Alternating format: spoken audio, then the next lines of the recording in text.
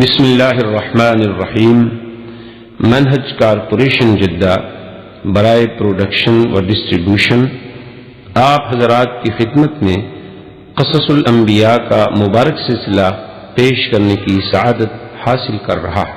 اب آپ اس مبارک سلسلے کا 5واں حلقہ سماعت فرمائیں۔ ایصال المکروہ بطریقۃ خفیۃ، یعنی دشمن کو ایسے طریقے سے نقصان پہنچاؤ کہ اس کو پتہ نہ چلے۔ انہوں نے کہا جس دن تم جاؤ تو صحیح نہ نہیں ہوگے نا۔ اچھا، ان کو یقین تھا کہ بھئی ہمارے خدا ہیں، ان کو کون ہاتھ لگا سکتا۔ تو ایک دن ان کی سال میں عید ہوتی تھی، وہ باقاعدہ بڑی ان کا میلے رونق، بڑی عید، بڑا ذوق، بڑا شوق ہوتا تھا ان کو عید کا، اور اس میں سارے کے سارے بابل والے نکل جاتے تھے اور میدانوں میں جا کے اپنی عید مناتے تھے۔ وہ عید کا موقع جب آیا تو پوری قوم کے جو بڑے بڑے قبیلے کے سردار تھے وہ ابراہیم علیہ السلام کے پاس آئے۔ انہوں نے کہا دیکھیں آپ کا ہمارا مذہب کا جھگڑا تو ہے، لیکن ہم ہیں تو آخر ایک شہر کے رہنے والے، اور عید کا موقع ہے، ہماری خوشی میں بھی تو خدا کے بندے تم شریک ہوا کرو۔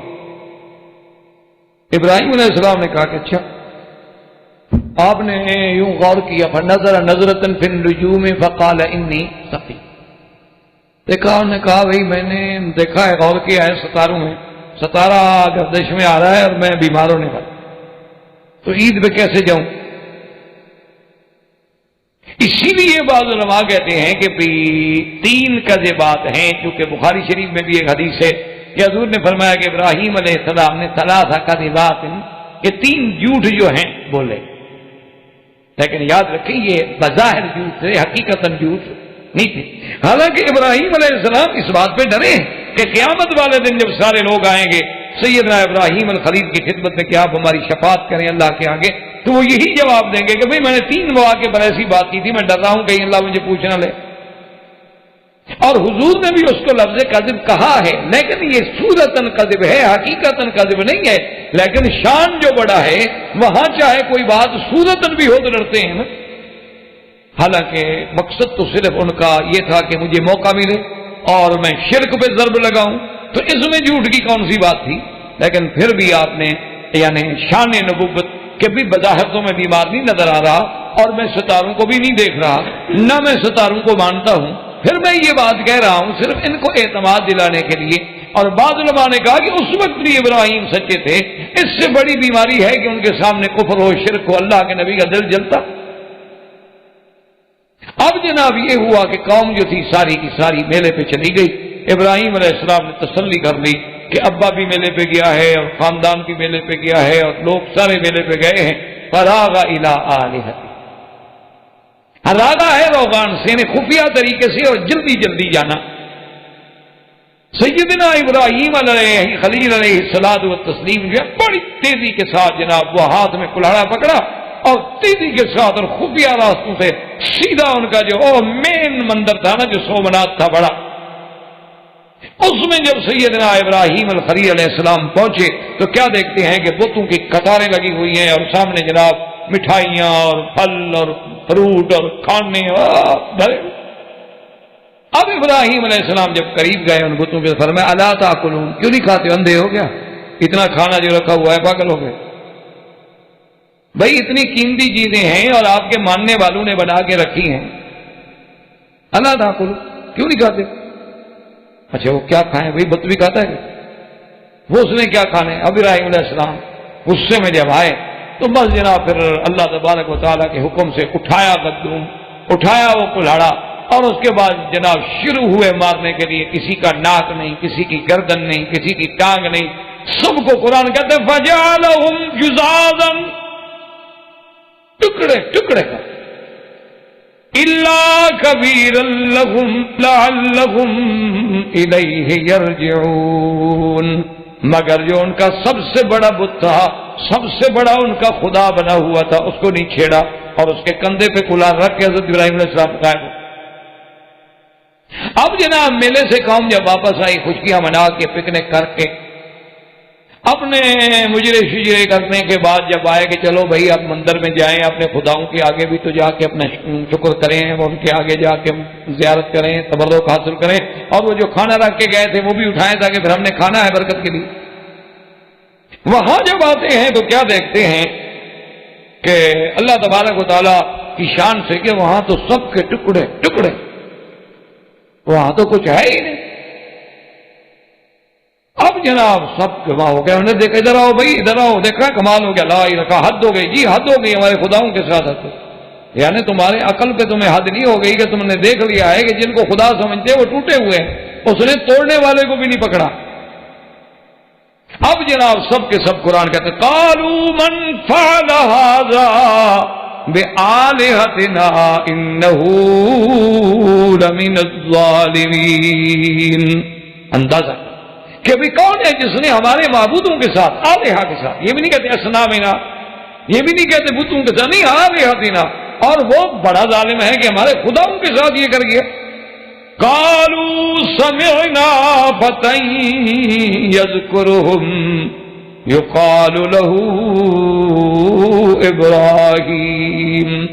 اب جناب قوم کہنے لگی کہ ہم نے سنا ہے ایک نوجوان جس کا نام ابراہیم ہے، وہ ان کے بارے میں کہہ نہیں رہا تھا، اس دن سنا نہیں تھا، کہتا تھا میں ان کو ٹکروں گا، معلوم ہوتا ہے وہی ٹکر گیا ہمارے خدا، وہ ابراہیم سمینا فتى یذکرہم، ان کے بارے میں بات کرتا تھا نا، معلوم ہوتا ہے وہی ہے۔ قالوا فاتوا به على اعین الناس لعلهم یشهدون۔ اب قوم نے کہا کہ ابراہیم علیہ السلام کو پکڑو اور سارے عوام کی عدالت میں، عوامی عدالت میں کھڑا کرو، تاکہ پتہ چلے ہمیں کہ ابراہیم علیہ السلام نے یہ کیا ہے، اور سب لوگ گواہ ہو جائیں، اور پھر ہم بادشاہ کے پاس بات کریں۔ اب جناب سارے کے سارے ابراہیم علیہ السلام کے پاس، اور اندازہ کریں کہ ایک اکیلا ابراہیم، کوئی اس وقت زمین پہ ابراہیم علیہ السلام کے ساتھ، یعنی وقت کی مقتدرہ قوتیں بھی دشمن ہیں، قوم بھی دشمن ہے، باپ بھی دشمن، ماں بھی دشمن ہے، اکیلا ابراہیم علیہ السلام کھڑے ہیں، لیکن اللہ کے ماننے والا جو ہے اس کو کبھی خوف نہیں آتا۔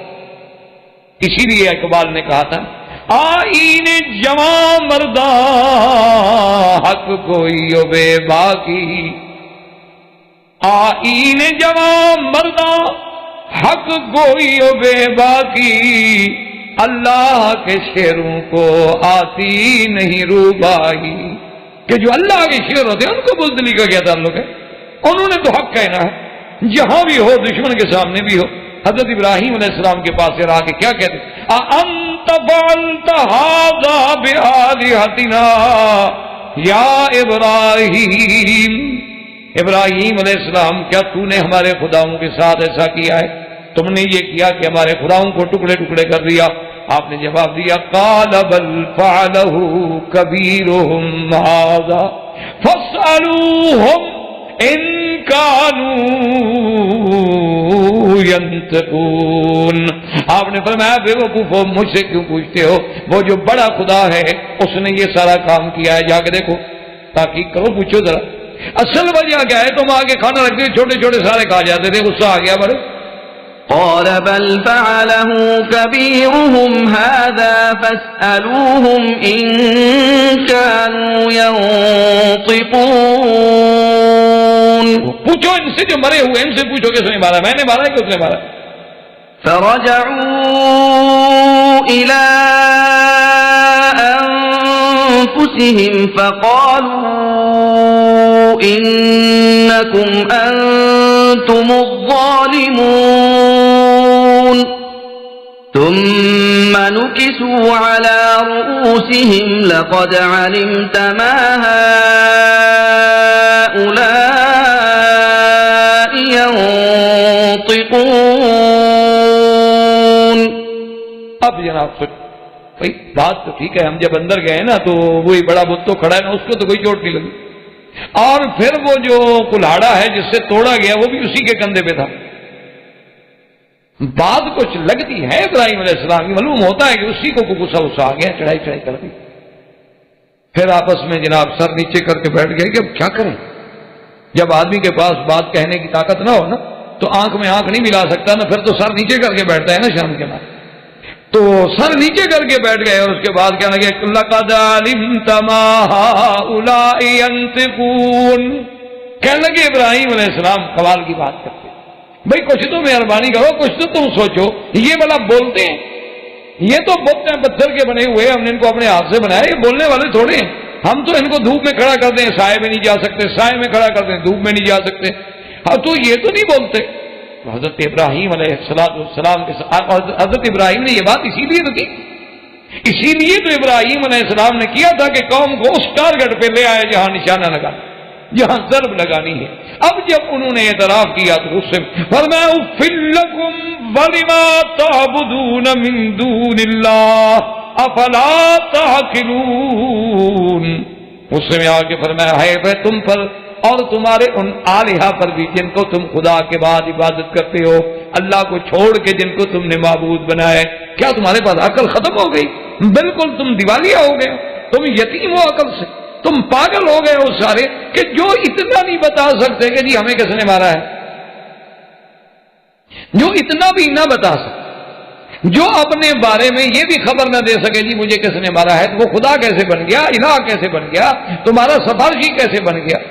اب ان کے پاس تو جواب کوئی نہیں تھا، قوم بھی محاورے میں ہار گئی، اور اس کے بعد جناب انہوں نے مشورہ کیا کہ اب حل کوئی نہیں ہے، اب ایک حل ہے کہ بھئی ہماری اتنی برادری ہے، قوم ہے، طاقت ہے، بادشاہ ہے، تو پھر حل یہی ہے کہ ابراہیم علیہ السلام کو جلا دیا جائے اور قتل کر دیا جائے، لیکن اگر ہم خود قتل کریں گے تو پھر تو بات بڑھ جائے گی، اس لیے بہتر ہے کہ ان کا معاملہ جو ہے وہ ہم بادشاہ وقت کے پاس لے جائیں، اور بادشاہ بھی تو ہمارے مذہب پہ ہے، وہ بھی تو بت پرست ہے، تو لہذا اس سے فیصلہ کرا کر فیصلہ کیا جائے، لیکن فیصلہ بہرحال ان سے یہی کرایا جائے کہ بھی سیدنا ابراہیم علیہ السلام کو جلائے۔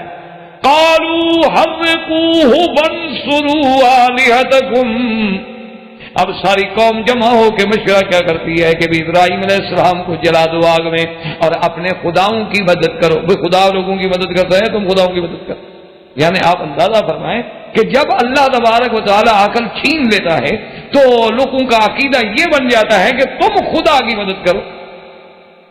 کہنے لگے ٹھیک۔ اب انہوں نے جناب روایات میں ہے، ایک روایت میں تو یہ ہے کہ بھئی قوم نے فیصلہ کیا، اور ایک روایت میں یہ ہے کہ نہیں قوم نہیں بلکہ اس وقت جو بادشاہ تھا بابل میں وہ نمرود۔ اور یہ یاد رکھیں کہ 4 دنیا میں بادشاہ گزرے ہیں جنہوں نے تقریباً معظم ارجائے ارض پہ حکومت کی، یعنی اتنے بڑے بادشاہ تھے کہ اکثر زمین کے حصے پر جنہوں نے حکومت، معظم ارجائے ارض، اور ان 4 میں سے 2 جو ہیں وہ اسلام مسلمان تھے اور 2 جو ہیں وہ کافر۔ کافروں میں ایک نمرود تھا اور دوسرا بخت نصر، جس نے بہت بڑی حکومت، اور اسی طرح اللہ تبارک و تعالی نے حضرت سلیمان علیہ السلام اور سرکار دو عالم کو بھی پورے عالم پر اتنی بڑے حصہ زمین پر اقتدار عطا فرمایا ہے۔ تو یہ نمرود جو ہے یہ بھی بڑا سرکش، بڑا جبار اور بڑا قہار تھا، لیکن بعض علماء فرماتے ہیں کہ اس کے ساتھ جو واسطہ ہے، جو سابقہ ہے، وہ بعد میں پڑا ہے ابراہیم علیہ السلام۔ پہلے قوم نے فیصلہ کر لیا، قوم کا فیصلہ کیا تھا کہ بھئی ابراہیم علیہ السلام کو ہم بس جلا دیتے ہیں بعد کا۔ قالوا بنوا له بنيانا فألقوه في الجحيم، کہنے لگے کہ ایسا کرتے ہیں کہ ایک حظیرہ بناتے ہیں، بڑی جگہ بناتی ہیں اور وہاں آگ جلائیں گے اور پھر ابراہیم علیہ السلام کو اس آگ میں ڈال دیں۔ تو انہوں نے بعض علماء نے لکھا ہے کہ 1 میل کے علاقے میں تقریباً بہت بڑا ایک ذخیرہ بنایا، ایک جگہ بنائی، پتھر توڑ توڑ کے دیواریں بنائی، اور بڑا چہا دیواری دینے کے بعد وہ جب تیار ہو گئی جگہ، اب سب نے جناب حکم دیا کہ وہ جتنی لکڑیاں لے آ کے سکتا ہے لکڑی لے آؤ ڈال۔ لوگ اونٹوں پر، گدوں پر، سروں پر لکڑیاں لا رہے ہیں اور بھر رہے ہیں اور بھر رہے ہیں، اور جب عین وہ لکڑیوں سے بھر گیا اس کے بعد پھر اس کو آگ ڈال۔ اب جب آگ لگی تو وہ تو ایک عظیم آتش فشاں بن گئی، اور سیدنا ابراہیم علیہ السلام کو پکڑ کے لایا گیا، اور آپ کے بدن پہ بعض روایات مبارک میں یہ بھی ہے کہ حضرت کا لباس بھی اتارا۔ اسی لیے سیدنا محمد رسول اللہ صلی اللہ علیہ وسلم نے فرمایا کہ قیامت والے دن سب سے پہلے لباس جنت جو ہے وہ میرے ابا ابراہیم علیہ السلام کو پہنایا جائے. تو صحابہ نے پوچھا یا رسول اللہ وقبلک، آپ سے بھی پہلے فرمایا کہ ہاں، کیونکہ انہو اول من جرد فی سبیل اللہ، کہ ابراہیم الخلیل علیہ السلام پہلا پیغمبر ہے جو اللہ کے راستے میں جس کے کپڑے اتارے. تو اللہ تبارک و تعالیٰ ان کو وہ بدلہ دیں گے اور قیامت والے دن سب سے پہلے انہیں لباس پہنے. اور آپ کے ہاتھوں کو بھی رسیوں سے باندھا گیا اور ایک منجنیق لائی گئی. منجنیق بناتے تھے کہ اس میں پتھر رکھ کے دور سے مارتے تھے قلعے کے دروازوں کو توڑنے کے لیے، دیواروں کو توڑنے کے لیے، کیونکہ وہ آگ اتنی بلند تھی نا کہ ابراہیم علیہ السلام کو پکڑ کے اندر ڈالنے کا ان جائے، اس لیے منجنیق میں بٹھا دیا. اللہ تبارک و تعالی کا فرشتہ ملک السحاب جو ہے، بادلوں پر جس کی ڈپٹی، اس نے عرض کیا کہ مولا کریم، تیرا خلیل ہے اور تیرے نام پہ آگ میں ڈالا جا رہا ہے، مہربانی کرو مجھے حکم دے دو، ابھی بادل برسا دیتے ہیں، آگ ختم. اللہ نے فرمایا جاؤ، خلیل کی مدد کر سکتے ہو کرو. فرشتہ آیا اور اس نے آ کے عرض کیا کہ یا ابراہیم، میں اللہ کا فرشتہ ہوں اور اللہ نے بھی مجھے اجازت دے دی ہے، میں اللہ کی اجازت کے بغیر تو آ نہیں سکتا، اگر آپ چاہیں تو ہم. فرمایا اما الیہ کا فلا حاجت ابھی، مجھے آپ کی کوئی ضرورت نہیں، جاؤ اپنا کام کرو، تم اپنے باتوں شادوں کرو، مجھے نہیں کرو. حتیٰ کہ روایات میں ہے کہ جبریل علیہ السلام آئے، انہوں نے کہا کہ ابراہیم الخلیل مہربانی کریں مجھے بتائیں حکم نے. فرمایا تیرے پاس مجھے کوئی کام نہیں، کوئی غرض نہیں. یہ ہے مقام کہ ساری دنیا اللہ کے فرشتے ہیں، زندہ موجود ہیں، اللہ کے حکم سے آ رہے ہیں، لیکن اللہ کا نبی غیر سے مدد لینا نہیں چاہتا. ایاک نعبد و ایاک نستعین. اب جناب جب جبریل علیہ السلام نے دیکھا کہ اللہ کا خلیل تو پھر وہ بھی اپنے محبت میں ہیں، تو انہوں نے کہا کہ اچھا چپ کر کے جو اللہ کے بندے بیٹھے ہوئے ابھی تمہیں آگ میں ڈال دیں گے، چلو خدا کو تو پکارو، اللہ سے تو مانگو، وہ تو منع نہیں. ابراہیم علیہ السلام کتابوں میں آتا ہے کہ مسکرائے اور فرمایا خلیل، یہ جبرائیل، یہ جو کچھ ہو رہا ہے، آگ جلائی جا رہی ہے، مجھے ڈالا جا رہا ہے، یہ اللہ جانتے ہیں یا اللہ کو کہنے کی ضرورت ہے؟ انہوں نے کہا اللہ جانتے ہیں. جانتے ہیں تو پھر کہنے کی کیا؟ اگر وہ ہمیں جلانے پہ راضی ہیں تو ہم بھی جلنے پہ راضی ہیں. اگر ہمارے جلنے پہ اللہ راضی ہے، خوش ہے، ٹھیک ہے، ہم بھی تو جلنے کے لیے تیار ہیں. تو صرف ابراہیم علیہ السلام نے کیا کہا جو حضور صلی اللہ علیہ وسلم نے فرمایا ہے کہ لما القیا فی النار ابراہیم ماذا قال حسبنا اللہ ونعم الوکیل. بس مجھے میرے اللہ کا. اور یہی وہ کلمہ ہے جو جنگ احد میں صحابہ نے کہا، یہی وہ کلمہ ہے جو سیدہ عائشہ نے کہا، یہی وہ کلمہ ہے جو انبیاء علیہ السلام کی زبان سے نکلا. اس لیے علماء نے اس پہ بڑی کتابیں لکھی ہیں حسبنا اللہ ونعم الوکیل کے فوائد. اب انہوں نے جناب منجنیق میں بٹھایا اور منجنیق کے ذریعے حضرت ابراہیم علیہ السلام کو آگ میں ڈالا. اب حضرت ابراہیم علیہ السلام کا وجود مبارک جو ہے آگ سے نہیں قریب پہنچا. حکم قلنا یا نار کونی بردن وسلاما علی ابراہیم.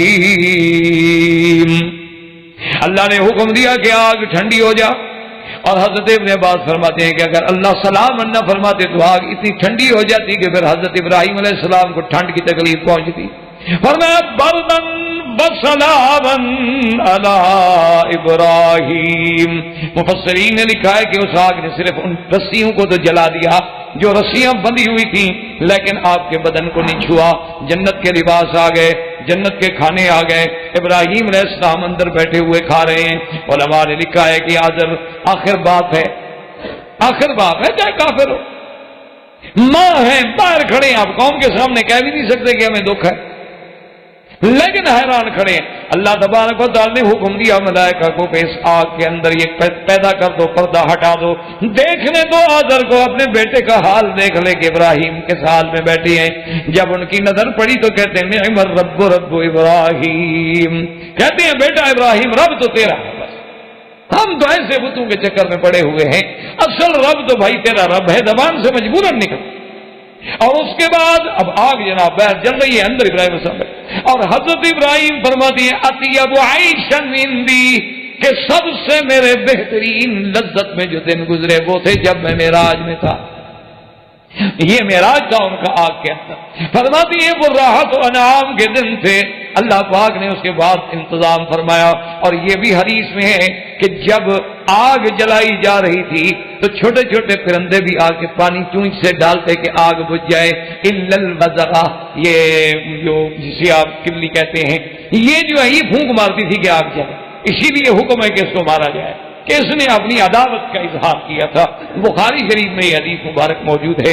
اور جناب اس کے بعد اللہ نے ایسا انتظام کیا کہ کئی دن تک تو آپ آگ ہے نا جی وہ جل جائے، ٹھنڈی ہو جائے، راستہ بنے. اب لوگ دیکھ رہے ہیں ابراہیم علیہ السلام نظر آ رہے ہیں لیکن یہ تو اندر جا نہیں سکتے، آگ ہے. اور جب آگ ٹھنڈی ہو گئی ابراہیم سے اٹھ کے باہر آ گیا، السلام علیکم. کیا کہ انہوں نے کہا کہ جب ہم نے اتنا زور لگا لیا تو اس کے باوجود بھی ہم ابراہیم علیہ السلام کو نقصان نہیں پہنچا سکے، تو اب کیا کریں؟ تو اس کے بعد پھر ابراہیم علیہ السلام کا واسطہ جو ہے نمرود سے پڑتا ہے. زندگی تو بات باقی انشاءاللہ. وما علینا الا البلاغ. برادران اسلام، واجب الاحترام بزرگوں، دوستوں، بھائیوں، عزیز نوجوانوں، اس دروس کا قصص قرآن یا قصص الانبیاء علیہم الصلاۃ کا سلسلہ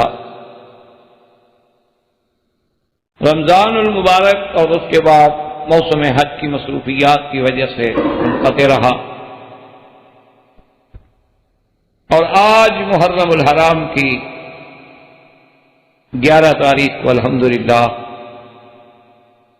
آپ کی اس مسجد میں اور ڈاکٹرز فورم میں آج پھر اسی سلسلے کے دروس کی ابتدا ہو رہی ہے. اللہ تبارک و تعالی سے دعا فرمائیں کہ جیسے آپ لوگوں کو، ہمارے ڈاکٹر صاحبان کو اور ان کے ساتھیوں کو یہ سعادت نصیب ہوئی کہ ان کی محنتوں سے ان کے پروگراموں میں سیرت النبی کی تکمیل ہو گئی. اب اللہ تبارک و تعالی اپنی رحمت سے اور اپنے فضل سے ہمیں توفیق بخشیں کہ ہم قصص الانبیاء علیہم الصلاۃ والسلام کے سلسلے کو بھی پایۂ تکمیل تک پہنچا سکیں. وما توفیقی الا باللہ علیہ توکل، کیونکہ اس کے علاوہ کسی کی طاقت. اللہ تبارک و تعالیٰ کے قرآن مقدس کے قصص جو ہیں، قصص الانبیاء علیہم الصلاۃ والتسلیم، ان کی بہت بڑی اہمیت. یہ دنیا کے تاریخی قصوں کی طرح نہیں، اور نہ ہی ان کا اسلوب جو ہے وہ قصے کا اسلوب ہے. آپ نے مختلف قصص پڑھے ہوں گے. یہ قرآن کے قصے جو ہیں، ایک تو حقائق اور دوسرا ان میں مواعظ و عبر ہے، اور تیسرا یہ قصص الانبیاء جو ہیں اللہ کے قرآن میں، یہ سرکار دو عالم کی نبوت اور صداقت کی دلیل اور تائید ہے. اور چوتھا اس میں ہمارے لیے ایک بہت بڑا درس عبرت ہے. اور پھر امت رسول اللہ صلی اللہ علیہ وسلم کے لیے سابقہ امتوں کے احوال، ان کے صفات، ان کے کردار، اس میں ایک بہت بڑا درس. اور سب سے بڑی چیز جو ہے وہ صداقت سیدنا محمد رسول اللہ صلی اللہ علیہ وسلم کی سب سے بڑی دلیل. کیونکہ ایک نبی عربی، ایک النبی الامی جو سرزمین حرم اور مکہ مکرمہ جیسی بے آب و گیا جگہ میں پیدا ہوئے، جہاں پانی بھی نہیں، آبادی بھی نہیں، وہاں آپ کیا سمجھ سکتے ہیں کہ کتنے مدارس اور یونیورسٹیاں ہوں گی. لیکن وہ نبی امی جس نے عبداللہ کے گھر میں، بی بی آمنہ کے گھر میں پرورش ولادت ہوئی اور عبد المطلب کی گود میں پرورش پائی، اور ابی طالب کی کفالت میں آپ نے ابتدائی زندگی کا حصہ گزارا، اور قبیلہ بنو سعد میں آپ کی نژاد ہوئی، اور کسی استاد کو نہیں دیکھا، کسی مدرس کو نہیں دیکھا، کسی مدرسے کو نہیں دیکھا، کبھی کسی کتاب کو چھوا تک نہیں. یعنی اللہ نے خود قرآن میں یہ بات فرمائی ہے کہ ما کنت تدری مل کتاب ولا الایمان. کہ میرے محبوب آپ کو تو یہ بھی علم نہیں تھا کہ کتاب کیا چیز ہے اور ایمان کے مبادی و تفاصیل کیا ہیں.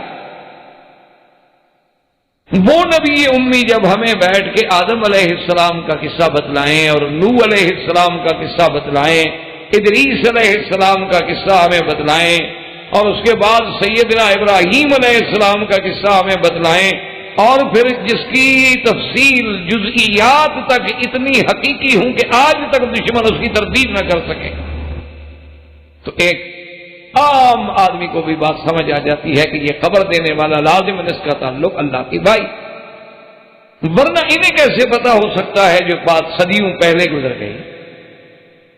تو اس لیے قصص انبیاء علیہ السلام جو ہیں ان میں ایک بہت بڑی جو چیز ہے، وہ سب سے بڑی وہ گواہی ہیں، وہ شہادت ہیں، وہ دلالت ہیں ہمارے محبوب خدا محبوب دو عالم سیدنا محمد مصطفیٰ صلی اللہ علیہ وسلم کی نبوت و رسالت.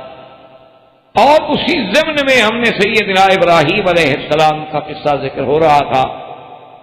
سیدنا ابراہیم علیہ السلام کے قصے کی آپ اہمیت کا اسی سے اندازہ لگائیں کہ اللہ نے قرآن میں 25 سورتوں میں سیدنا ابراہیم الخلیل کا قصہ ذکر فرمایا ہے اور تقریباً 73 آیات. یعنی اندازہ کریں کہ ایک قصہ کتنا اہم ہے. اور ابراہیم الخلیل علیہ السلام کی ذات مبارک اتنی بڑی اہم ہے کہ ہر جماعت، یعنی آپ اندازہ کریں کہ یہودی عیسائیوں کو نہیں مانتے، عیسیٰ علیہ السلام کو نہیں مانتے، عیسائی یہودی کو نہیں مانتے، مشرکین دونوں کو نہیں مانتے، مسلمان تینوں کو نہیں مانتے، لیکن ان سب کے باوجود ابراہیم علیہ السلام کے ساتھ نسبت کا دعویٰ سب رکھتے ہیں. یعنی یہودیوں کو بھی یہ دعویٰ ہے کہ ہم تو ملت ابراہیمی پر، ہمارا دین ابراہیمی ہے. اسی طرح عیسائیت کو بھی یہ دعویٰ ہے کہ ہمارا دین ابراہیمی ہے. مسیحی بھی یہی کہتے ہیں، نصرانی بھی یہی کہتے ہیں. اور لطف کی بات تو یہ ہے کہ مشرکین مکہ ان کا بھی یہ دعویٰ ہے کہ بھی ہم تو بالکل خالص ملت ابراہیم پہ ہیں، بلکہ ہم تو ابراہیم علیہ السلام کے کعبے کے مجاور ہیں. اور مسلمانوں کا تو ویسے ایک سچا دعویٰ ہے کہ ہم ملت ابراہیم پہ ہیں. تو یعنی اسی سے آپ اندازہ لگائیں کہ اللہ تبارک و تعالیٰ نے ابراہیم علیہ السلام کو کتنی بڑی عظمت بخشی تھی کہ ہر جماعت ایک دوسرے کی نفی کر رہی ہے لیکن اپنے آپ کو ابراہیم علیہ السلام کے ساتھ جوڑنا چاہتی. اسی لیے قرآن پاک نے اس بارے میں بھی باقاعدہ وضاحت فرمائی اور یہود و نصارہ کی بھی ترتیب فرمائی کہ ما کان ابراہیم یہودیا ولا نصرانیا ولکن کان حنیفا مسلما وما کان من المشرکین ان اولی الناس بابراہیم الذین اتبعوہ ھذا النبی والذین. اللہ نے فرمایا کہ ابراہیم علیہ السلام قطعاً یہودیت پہ نہیں تھے، ابراہیم علیہ السلام قطعاً نصرانیت پہ نہیں، ابراہیم علیہ السلام قطعاً مشرکین سے نہیں، بلکہ اگر سچ پوچھتے ہو تو ابراہیم علیہ السلام کا پیروکار اور ملت ابراہیمی پہ چلنے والا اگر کوئی ہے تو محمد مصطفیٰ صلی اللہ علیہ وسلم اور اس کے ساتھ ایمان لانے والے. لیکن اسی سے آپ اندازہ لگائیں مقام ابراہیم الخلیل علیہ السلام کا کہ ہر جماعت، ہر آدمی، ہر ملت اپنے آپ کو اسی ملت سے جوڑ دے. تو اس لیے بھی حضرت ابراہیم علیہ السلام کی عظمت اور ابراہیم علیہ السلام کے واقعے کی اہمیت جو ہے وہ اور بڑھ جائے. اور اسی طرح آپ اندازہ فرمائیں کہ اللہ تبارک و تعالی نے جس گھر کو، جس کعبہ کو قبلہ بنا دیا، مرجع خلائق بنا دیا، اور ساری کائنات کا مسلمان وہ مشرق میں ہے، مغرب میں ہے، شمال میں ہے، جنوب میں ہے، فضا میں ہے، وہ بر میں ہے، باہر میں ہے، کسی بھی جگہ ہے، لیکن اپنے نماز کی توجہ کدھر کرے گا؟ قبلے کی طرف. اور مسلمان آپ اندازہ فرما لیں کہ دنیا کے کسی کونے میں ہو، چاہے وہ فرض پڑھ رہا ہو، وہ واجب ادا کر رہا ہو، وہ سنت پڑھ رہا ہو، وہ تہجد پڑھ رہا ہو، وہ اشراق پڑھ رہا ہو، وہ مطلق نوافل پڑھ رہا ہو، ہر نماز میں جہاں سرکار دو جہاں پہ صلاۃ و سلام بھیجیں گے وہاں سیدنا ابراہیم کا بھی ذکر آئے کہ اللہم صلی علی محمد وعلی آل محمد کما صلیت علی ابراہیم وعلی آل ابراہیم فی العالمین انک حمید مجید. تو سیدنا ابراہیم علیہ السلام کا بھی ذکر. اور اسی طرح آپ یہاں رہتے ہیں الحمدللہ، آپ کو سرزمین حرم میں اللہ نے رہنے کی سعادت بخشی. آپ جانتے ہیں کہ حج جو ہے وہ عظیم فریضہ. آپ یہ بھی جانتے ہیں کہ حج جو ہے وہ وحدت اسلامیہ کا ایک عظیم مظہر کہ ساری کائنات سے لوگ کھنچے ہوئے آ رہے ہیں ایک مقام. یہ کیا تھا؟ یہ مساوات اسلام تھی، یہ وحدت اسلامیت، یہ اجتماعیت اسلامیت، اور یہ پورے عالم کے لیے اسلام کا درس تھا کہ دیکھ لو ہمارے پاس کوئی گورے کالے کا مسئلہ نہیں، ہمارے پاس کوئی ہندی سندھی تورانی ایرانی نہیں، ہمارے پاس کوئی حسب نسب عربی اجمی نہیں، بلکہ ہم سب ایک احرام میں لبیک کہتے ہوئے ایک کعبے میں اور ایک مقام عرفات پہ کھڑے اور ایک ہی امام کے پیچھے ہم نمازیں ادا کر رہے ہیں. اس سے بڑا روح پرور منظر آج تک دنیا کے مذاہب نہیں پیش کر سکتے کہ 20 لاکھ آدمی ایک امام کے پیچھے کھڑا ہو اور اس کے ایک کاشن پہ کھڑا ہوتا ہے، رکوع کرتا ہے، سجود کرتا ہے، نماز کی ابتدا کرتا ہے اور نماز سے نکل جاتا ہے. اتنا بڑا ڈسپلن، اتنی بڑی تنظیم، اتنی بڑی وحدت، اتنی بڑی انسانیت، اتنی بڑی مساوات تو عالم کا کوئی بڑے سے بڑا مائی کا لال بھی پیش نہیں کرتا. اور اس وحدت کا، اس کائنات کے مرکز اصلی کا، اس مقام ہدایت کا، اس ہدی للعالمین کا بانی کون ہے؟ سیدنا ابراہیم. یعنی آپ کسی سے اندازہ، اور بلکہ اسی پہ انتہا نہیں، سرکار دو عالم تاجدار حرم سیدنا محمد رسول اللہ صلی اللہ علیہ وسلم نے فرمایا کہ جب مجھے معراج کی رات میں نے 7ویں آسمان پہ ایک گھر دیکھا اور اس کے ساتھ میں نے ایک ایسا خوبصورت آدمی بیٹھا ہوا دیکھا جس کی سفید داڑھی تھی اور داڑھی مبارک میں سینے تک پری ہوئی تھی، اور آپ نے فرمایا کہ اس کی شکل کا یوں اندازہ لگا لو کہ میرے ساتھ ملتی تھی. تو میں نے جب جبریل علیہ السلام سے پوچھا کہ یہ کون سا گھر ہے، تو انہوں نے کہا کہ یہ بیت المعمور ہے، یہ آسمانوں میں اللہ کا کعبہ ہے، جیسے زمین میں کعبہ ہے یہ آسمانوں میں کعبہ ہے. تو میں نے کہا یہ کون بزرگ ہے؟ انہوں نے کہا ابو کا ابراہیم، یہ آپ کے ابا حضرت ابراہیم علیہ السلام ہے، آپ آگے بڑھیں اور اپنے ابے کو سلام. تو سرکار دو عالم فرماتے ہیں کہ میں نے آ کے سلام کیا تو انہوں نے فرمایا کہ مرحبا بالابن الصالح والنبی الصالح، کہ میں اپنے بیٹے کو مرحبا کہتا ہوں. اور اس وقت بھی وہ کعبۃ اللہ سے ٹیک لگا کے بیٹھے ہیں، تو جس پر محدثین و مفسرین نے فرمایا کہ اللہ نے جیسے زمین پر اپنے کعبے کا معمار ابراہیم خلیل کو بنایا ہے، اسی طرح آسمان کے کعبے کے ساتھ بھی ابراہیم الخلیل کو بٹھایا. تو یہ ساری سعادت جو ہے، یہ عظمت جو ہے، وہ سیدنا ابراہیم الخلیل علیہ السلام کو. اسی لیے کبھی کبھی میں اپنے دروس میں، تقریروں میں، اپنے مختلف ملکوں کے محاضرات میں بھی کہا کرتا ہوں کہ یہ میرے اللہ کی بے نیازی ہے اور اس کی شان ہے.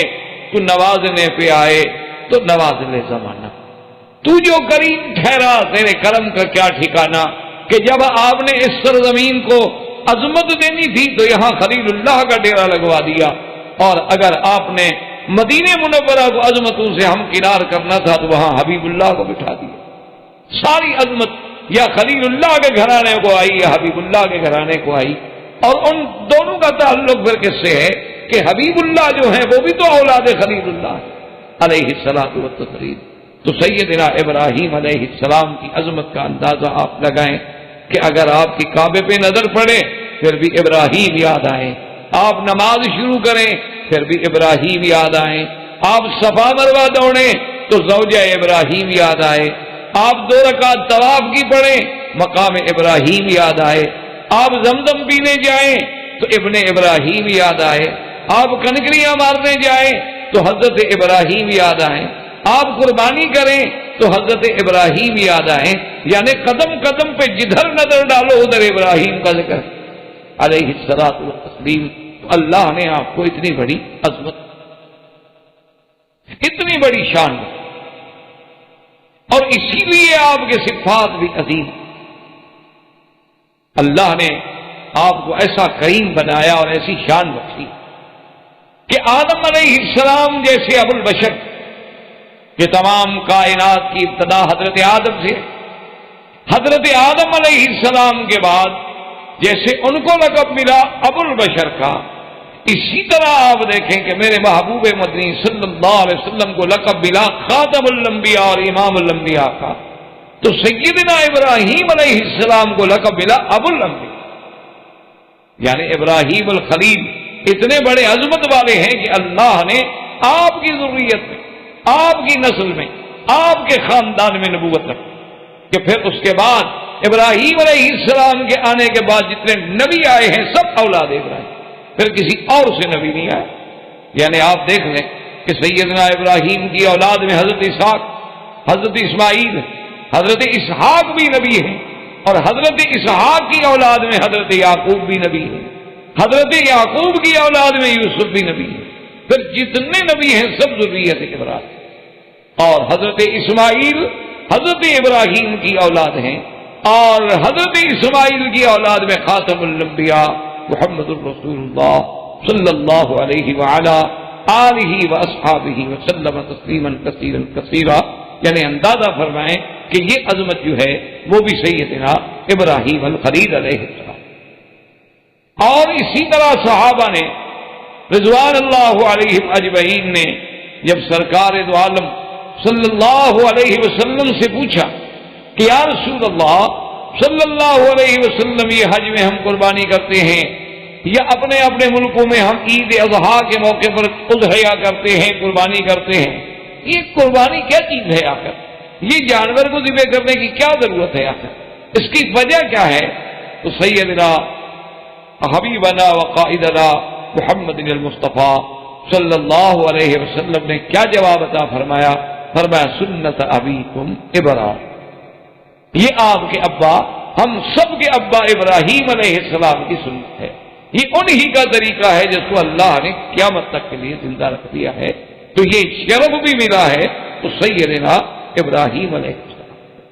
اور اسی طرح آپ دیکھیں گے کہ میرے آقا حضور پاک صلی اللہ علیہ وسلم نے اپنے بیٹے کا نام بھی اپنے دادے کے نام پہ ابراہیم رکھا، کہ بی بی ماریا قبطیہ سے جو اولاد ہوئی اس بچے کا نام بھی سیدنا ابراہیم رکھا گیا۔ اور حضور نے صلی اللہ علیہ وسلم نے یہ بھی فرمایا کہ چونکہ اللہ نے نبوت بند کر دی ہے اور میرے بعد کوئی نبی نہیں، ورنہ اگر میرا یہ بچہ ابراہیم زندہ رہتے تو شاید اللہ ان کو بھی نبی کرے۔ یعنی حضرت ابراہیم علیہ السلام کی عظمت کا اندازہ اسی سے آ۔ اور اس کے بعد آپ کے کرم کا یہ عالم تھا، آپ کی صفت کرم کا یہ عالم تھا کہ باقاعدہ کتابوں میں اور روایات میں یہ بات موجود ہے کہ ابراہیم علیہ السلام کبھی اکیلا کھانا نہیں، یعنی ان کی یہ عادت تھی کہ جب تک گھر میں کوئی مہمان نہ آ جائے، کوئی دوست نہ آ جائے، کھانا نہیں کھانا۔ یعنی اگر اتفاق سے کبھی مہمان نہیں آتا تھا تو آپ فرماتے بھی روزہ رکھ لیتے، آج مہمان تو ہے کوئی نہیں، لہذا اکیلا کھانے کے بجائے بہتر ہے کہ ہم روزے سے رہ جائیں، پھر افطار پانی سے فرما لیتے کہ بھی مہمان تو ہے کوئی نہیں۔ تو اس لیے آپ کے کرم کا یہ عالم اور سخاوت کا یہ عالم۔ اسی ضمن میں ایک واقعہ آتا ہے جو کتابوں میں موجود ہے کہ ایک دن آپ کے بیوی نے آپ سے عرض کیا کہ حضرت مہمانوں کے لیے تو آپ اتنا قربانی فرماتے ہیں، لیکن اتفاق کی بات یہ ہے کہ گھر میں کچھ نہیں، گھر میں کوئی چیز نہیں ہے، تو آپ مہربانی فرما کے کچھ نہ کچھ گھر کے لیے لے آئیں۔ تو آپ نے سواری دی اور بوریاں اٹھائیں اور بوریاں اٹھا کے چل پڑے، اور وہ دور تھا کافر بادشاہ کا۔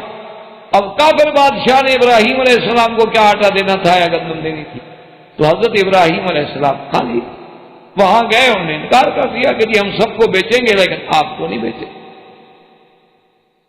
تو سیدنا ابراہیم علیہ السلام نے سوچا دل میں کہ اگر میں یہ خالی بوریاں لے کے گھر گیا تو لازمی بات ہے کہ میری بیوی پر بڑا اثر ہوگا. تو انہوں نے راستے میں ایک کتیب احمر، کتابوں میں آتا ہے کہ ایک سرخ ریت کا ٹیلا تھا، وہاں آپ نے اپنی اونٹنی بٹھائی اور اس بوریوں میں ریت بھر دی، ریت بھر کے اور باقاعدہ بوریاں اس پہ رکھ کے اور جناب اس کو صاف کر کے لے آئے اور ایک جگہ اتار کے رکھ دی. بیوی نے دیکھا ماشاءاللہ خوش ہو گئی کہ 2 بوریاں آٹے کی، ماشاءاللہ آپ ابراہیم علیہ السلام اتنا بڑا آٹا لے کے آ گیا کہ 2 بوریاں بھری ہوئی ہیں. تو ابراہیم علیہ السلام نے فرمایا کہ اچھا میں تو سونے جا رہا ہوں، میں سوتا ہوں، آپ جا کے سو گئے. جب نیند سے اٹھے تو دیکھا کہ بیوی کھانا پکا کے روٹیاں لگا کے گرم گرم تیار کر کے بیٹھی ہوئی ہے. تو آپ نے فرمایا میں نہیں نہا تھا، یہ روٹیاں کہاں سے آ گئی؟ انہوں نے کہا بات یہ تبھی انت یا ابراہیم، ابراہیم جو تم لائے ہو اسی آٹے سے تو بنائی ہے. تو آپ نے فرمایا ہاں ھذا رزق رزقهم اللہ، اچھا یہ رزق اللہ نے تمہیں دیا ہے، میں تو نہیں لایا، بہرحال اللہ تبارک و تعالیٰ نے تمہارے لیے رزق کا انتظام کر دیا ہے. تو یہ بھی صفت جو تھی سیدنا ابراہیم علیہ السلام کی تھی کہ جن کا کرم اور جن کی ضیافت اپنے دور میں ضرب المثل تھی، اور اللہ نے بھی جن کے قصے کو قرآن میں ذکر کیا کہ حل اتاک حدیث ضیف ابراہیم المکرمین، کیا ہے میرے محبوب صلی اللہ علیہ وسلم، کیا آپ کو پتا ہے کہ ہمارے ابراہیم کے پاس وہ عزت والے، وہ حرمت والے، وہ کرامت والے جو مہمان آئے تھے؟ تو پھر ابراہیم علیہ السلام نے کیسی مہمانی کی کہ مہمان آئے تو فوراً جناب بغیر کسی بتائے ہوئے بڑے خفیہ طریقے سے مہمانوں سے سلام بات کی اور فوراً جا کے بچڑا ذبح کیا اور بھونا اور بیوی کو ساتھ لیا اور برتنوں میں رکھا، اٹھا کے فقربہ الیہم، آ کے آگے رکھ دیا کہ جناب آئیے کھائیں. آپ اللہ کے فرشتے حیران بیٹھے ہوئے کیا کھائے ہیں، فرشتے تو کھانے سے پاک ہیں. ابراہیم علیہ السلام کے دل میں خوف ہو گیا کہ گھر میں آنے کے بعد اگر آدمی کھانا نہ کھائے تو وہ تو دشمن ہے، ورنہ یہ تو ہو نہیں سکتا کہ دوست ہو اور کھانا نہ کھائے. تو آپ جب خائف ہونے لگے تو انہوں نے کہا کہ لا تخف، ابراہیم علیہ السلام ڈرو نہیں، اب تو اللہ کے فرشتے ہیں، فرشتے تو کھایا نہیں کرتے ہم کیا. تو ابراہیم علیہ السلام کی عظمت کہ یہ مہمانوں سے پوچھنے کی آپ نے حاجت ہی نہیں سمجھی کہ جی آپ کھانا کھائیں گے، ہم کھانے کا اہتمام کریں. اسی لیے علماء نے یہ سنت ابراہیم نکالا ہے کہ گھر میں آنے والے سے آپ کبھی نہ پوچھیں کہ آپ نے کھانا ہے، آپ نے پینا ہے، آپ کیا پسند فرمائیں گے، آپ کیا جو اللہ نے دیا ہے چپ کر کے وہاں حاضر پیش کر دیں. وہ تناول فرما دے الحمدللہ، اور تناول نہ فرمائے رکھ لیں، بچے کھا لیں گے، اللہ تبارک و تعالیٰ اس نعمت کے کھانے والے کو بھی بھیج دیں گے.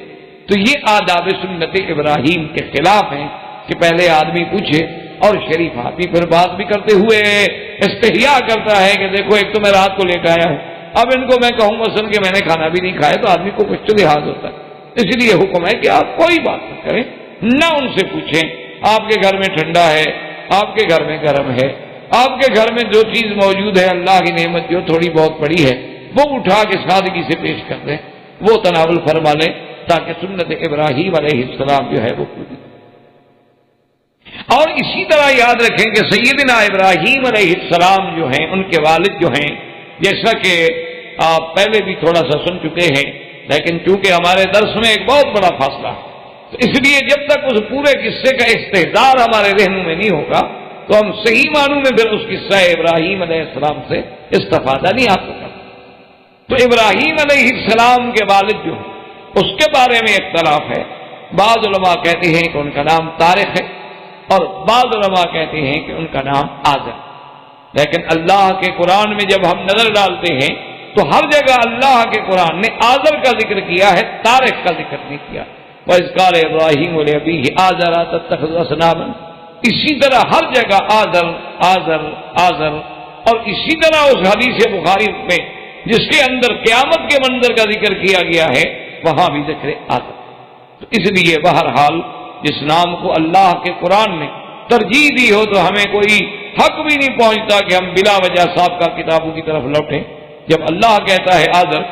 اور بعض علماء کرام نے اس کو یوں جمع کیا ہے، انہوں نے کہا اصل بات یہ ہے کہ ابراہیم علیہ السلام کے باپ کا نام تو طارق تھا اور یہ پھر سام ابن نوح کی اولاد تھے، لیکن وہ جس بت کی پوجا کرتے تھے اس بت کا نام تھا آزر.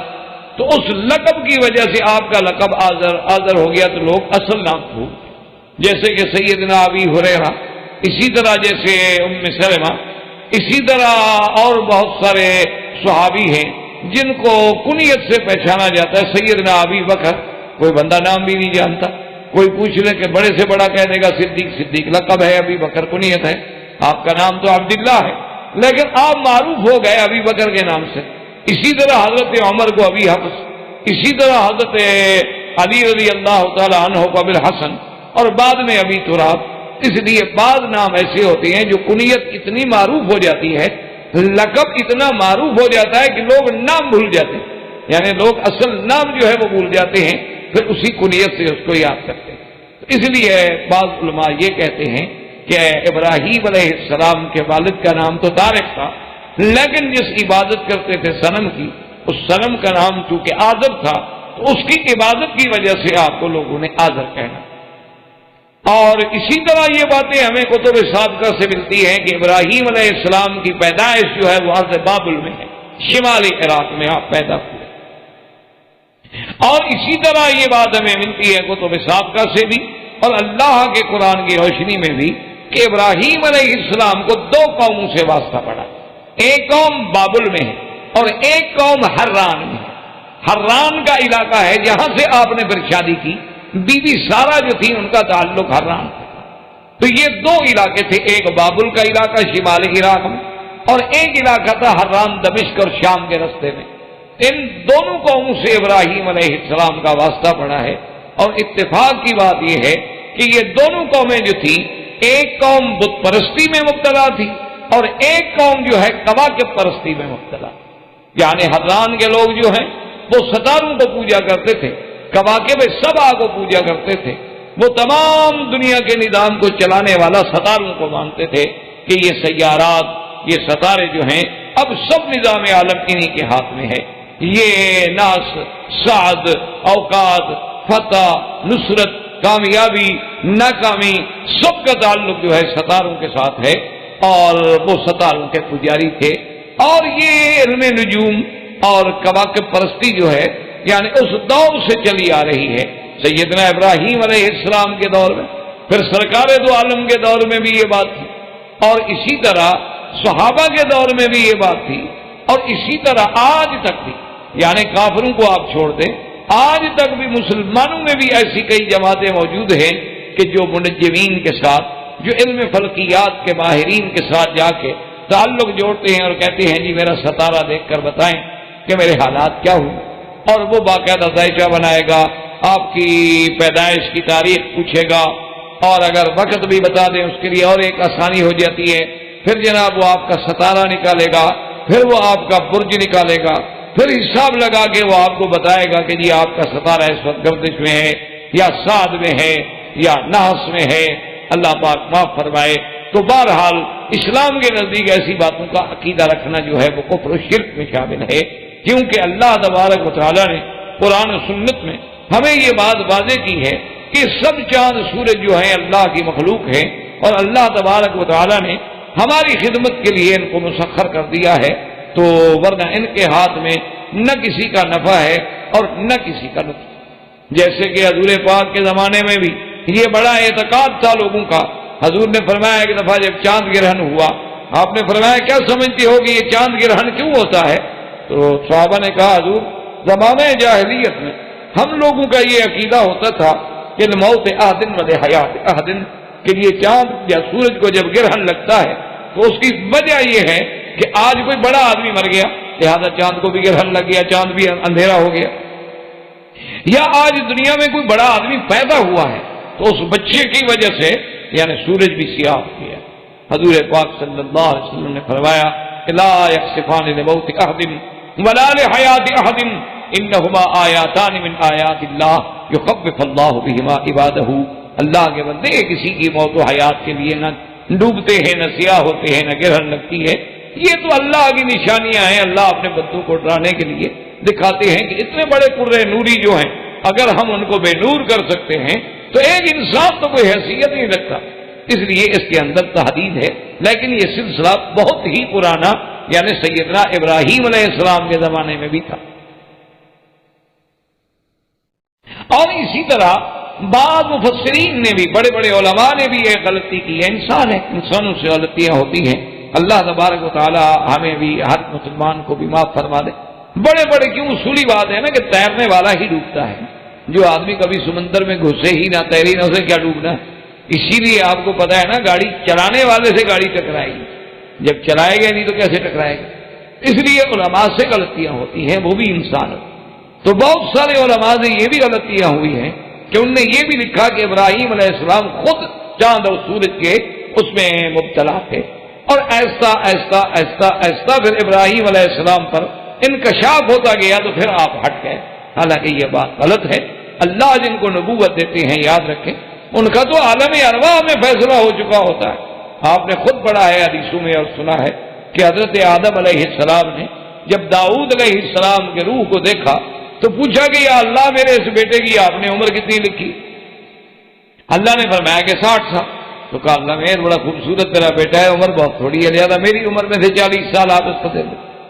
تو اب جب موت کا وقت قریب آیا اور اسرائیل آئے تو انہوں نے کہا کہ بھائی تیار ہو جائے، انہوں نے کہا نہیں میرے تو 40 سال بچے ہیں بابا، تم جلدی آ گئے ہو۔ انہوں نے کہا اچھا آپ نے بیٹے کو جو دی تھی؟ انہوں نے کہا میں تو مجھے بھی یاد ہی نہیں۔ آدم علیہ السلام پھر بھول گئے، جیسے کہ درخت کے مسئلے میں بھول گئے تھے۔ تو بہرحال میرے کہنے کا مقصد یہ ہے کہ نبوت کے فیصلے تو عالم ارواح میں ہو جاتے، یہ تھوڑے ہوتے ہیں کہ وہ دنیا میں آنے کے بعد ان کو پہلے ہم نرسری میں داخل کرتے ہیں، پھر پرائمری میں داخل کرتے ہیں، پھر ہم اس کو مڈل پہ، پھر او لیول، پھر اے لیول، پھر ہم یونیورسٹی میں لے جائیں گے، پھر نبی بنے گا۔ یہ تھوڑا ہوتا ہے، وہ تو اللہ تبارک و تعالیٰ ان کے پہلے فیصلے فرما چکے ہیں۔ اسی لیے سرکار دو جہاں نے فرمایا کہ وَإِنِّي عِندَ اللَّهِ لَخَاتَمُ النَّبِيِّينَ وَآدَمُ مُنْجَدِلٌ فِي طِينَتِهِ، کہ ابھی آدم کا مٹی اور پانی ملا ہوا تھا اور مجھے اللہ نے اس وقت نبی بنا دیا تھا اور خاتم الانبیاء بنا دیا۔ اس لیے ہمیشہ یہ بات جو ہے، اور قرآن ابراہیم کے بارے میں تو خود کہتا ہے کہ وَلَقَدْ آتَيْنَا إِبْرَاهِيمَ رُشْدَهُ مِنْ قَبْلُ وَكُنَّا بِهِ عَالِمِينَ، کہ ہم نے ابراہیم کو پہلے سے ہدایت دے دی تھی، پہلے سے ہم نے ان کو رشد عطا فرما دیا تھا۔ یہ نہیں تھا کہ آدم علیہ السلام ابراہیم علیہ السلام آہستہ آہستہ آئیں، تو یہ ایک دھوکہ ہے۔ اصل وہ دھوکہ کیوں لگا ہے کہ ابراہیم علیہ السلام کا ایک مناظرانہ رنگ ہے، ہر آدمی کا ایک مناظرانہ رنگ کا ایک انداز ہوتا ہے۔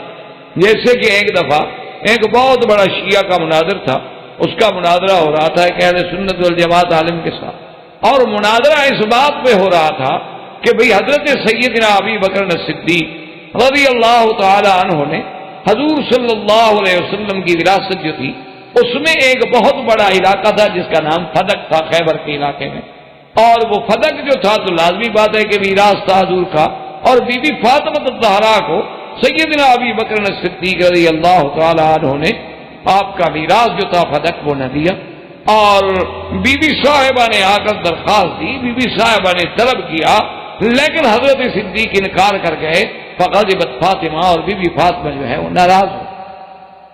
تو اسی سے وہ شیعہ پھر بڑی دور لگاتے ہیں کہ دیکھو جی ایک تو اللہ کے نبی کا میراث نہ دینا، حضور کی بیٹی کو محروم کر دینا، میراث کا غصب کر لینا، پھر بی بی فاطمہ کو ناراض کر دینا، اور جس پہ بی بی فاطمہ ناراض ہو جائے اللہ کا نبی ناراض ہو گئے، اللہ کا نبی ناراض ہو تو خدا ناراض ہو گیا، تو پھر ابو بکر کی خلافت کیسے بچی؟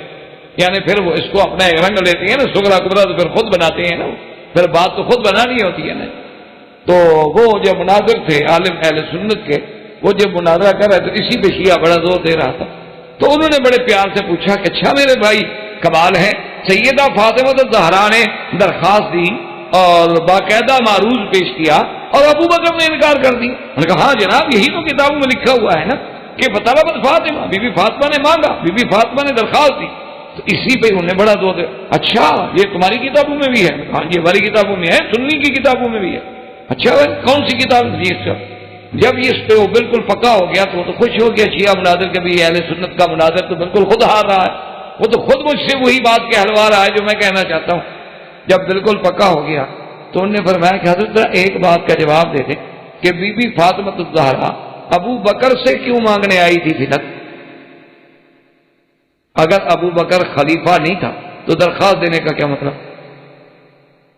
درخواست تو کورٹ میں دی جاتی ہے نا جس کے پاس کوئی اقتدار ہو، تو ابھی بھی فاطمہ نے خلیفہ مانا تو درخواست دیا، تو کہو درخواست دی نہیں۔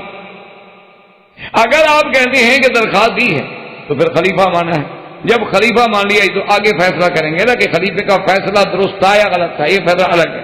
پہلے یہ بات تو مانو نا کہ بی بی صاحبہ نے درخواست دی تو خلیفہ سمجھ کے دی یا سمجھ کے نہیں۔